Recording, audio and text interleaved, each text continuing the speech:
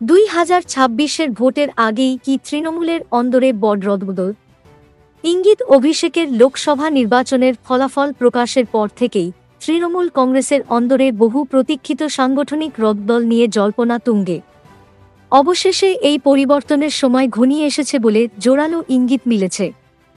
দলের সর্বভারতীয় সাধারণ সম্পাদক অভিষেক বন্দ্যোপাধ্যায় আগেই ঘোষণা করেছিলেন যে পারফরম্যান্সই হবে এই রদবদলের মূল মাপকাঠি এবং সেই অনুযায়ী বিভিন্ন স্তরের সংগঠনকে ঢেলে সাজানো হবে।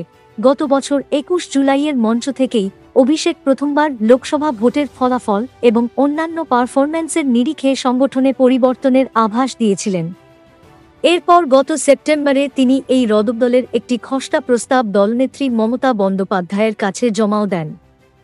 চলতি বছরের 7 ফেব্রুয়ারি নেতাজি ইন্ডোরে আয়োজিত তৃণমূলের কর্মীসভা থেকেও তিনি ফের রদবদল আসন্ন বলে জানিয়েছিলেন। গত 15 মার্চের ভার্চুয়াল বৈঠকে তিনি জেলায় জেলায় সংগঠনের দুর্বলতা এবং নির্দিষ্ট বিধানসভাগুলির বুথভিত্তিক সাংগঠনিক ফাঁকফোকরগুলি চিহ্নিত করে বিশদে আলোচনা করেন, যা তার নিবিড় হোমওয়ার্কের ইঙ্গিত দেয়।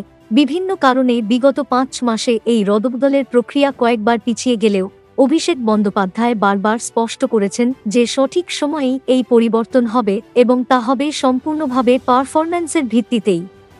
সূত্র মারফত খবর, চলতি মাসেই তৃণমূলের এই বহু প্রতীক্ষিত সাংগঠনিক রদবদল শুরু হতে পারে। এই রদবদলে জেলার একাধিক সভাপতি এবং ব্লক সভাপতি পদে পরিবর্তন আসার সমূহ সম্ভাবনা রয়েছে।